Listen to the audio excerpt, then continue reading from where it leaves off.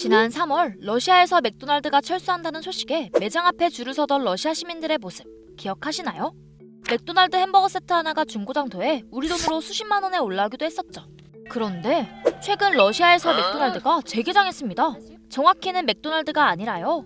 한 러시아 사업가가 러시아에서 철수한 맥도날드를 인수해서 자국 브랜드로 이름을 바꿔 문을 연 건데요. Но со своей стороны могу пообещать, что мы будем поддерживать качество и уровень сервиса, к которому привыкли гости за многие эти годы. 상호는 부크스노 이토치카.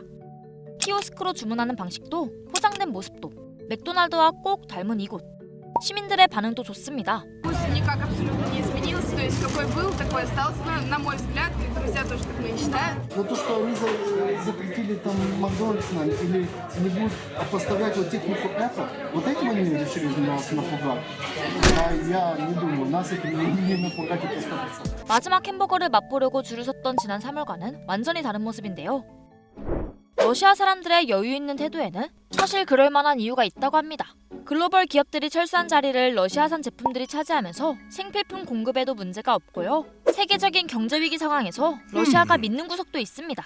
그러니까 러시아의 주력 수출품이 석유와 가스거든요. 미국이나 EU가 처음에 러시아산 석유를 수입하지 않겠다, 가스 수입을 제한하겠다라고 얘기를 했는데 역효과가 난 겁니다. 그러니까 가격이 폭등해버린 거죠.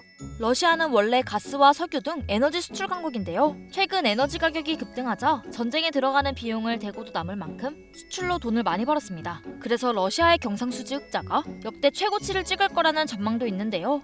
반대로 에너지 수입에 의존해야 하는 서방 국가들은 큰 어려움을 겪게 될 수도 있다고 해요. EU 같은 경우에는 이제 올 겨울에 이 한파가 몰려오게 되면 경제적으로 충격이 너무 크다. 어쩔 수 없이 러시아에게 굴복할 수밖에 없는 상황이 올 것이다. 이런 우려가 굉장히 많이 있습니다. 또 지금 전 세계를 괴롭히는 인플레이션도 전쟁을 러시아에 유리하게 만들고 있는데요.